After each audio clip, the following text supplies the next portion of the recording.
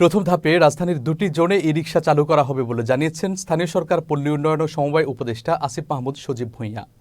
আজ ঢাকা উত্তর সিটি কর্পোরেশনের নগর ভবনে আয়োজিত ই-রিকশার মাস্টার ট্রেনারদের প্রশিক্ষণ কার্যক্রমের উদ্বোধনী অনুষ্ঠানে একথা জানান তিনি।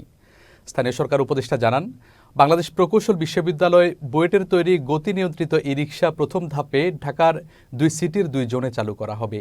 ঢাকা দক্ষিণ সিটির পল্টন এবং ধানমন্ডি ও উত্তর সিটির উত্তরায় প্রাথমিকভাবে চলবে।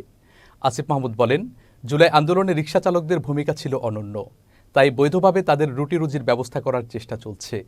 এছাড়া ট্রাফিক ব্যবস্থাপনায় পুলিশের পাশাপাশি শিক্ষার্থীদের অংশগ্রহণ আরও বাড়ানো হবে বলেও জানান স্থানীয় সরকার পল্লী উন্নয়ন ও সমবায় মন্ত্রণালয়ের উপদেষ্টা। সকলের একটা বৃহৎ প্রচেষ্টার একটা ফলাফল হচ্ছে আজকে আমরা এটার শুরুটা করতে পারছি এবং আমরা প্রপার অ্যাকশন প্ল্যান নিয়েছি যে কিভাবে এটার বাস্তবায়নটা হবে এবং আমাদের পুরো লাইসেন্সিং প্রক্রিয়া, চালকের লাইসেন্স এবং গাড়ির লাইসেন্স পুরো প্রক্রিয়াটা আমরা অনলাইনে নিয়ে আসছি, যাতে করে এখানে কোনো হাতের সংস্পর্শ না থাকে। আপনারা জানেন হাতের সংস্পর্শ মানেই এবং লাইসেন্স মানেই আমাদের এখানে অবৈধ লেনদেনের একটা সুযোগ তৈরি হয়।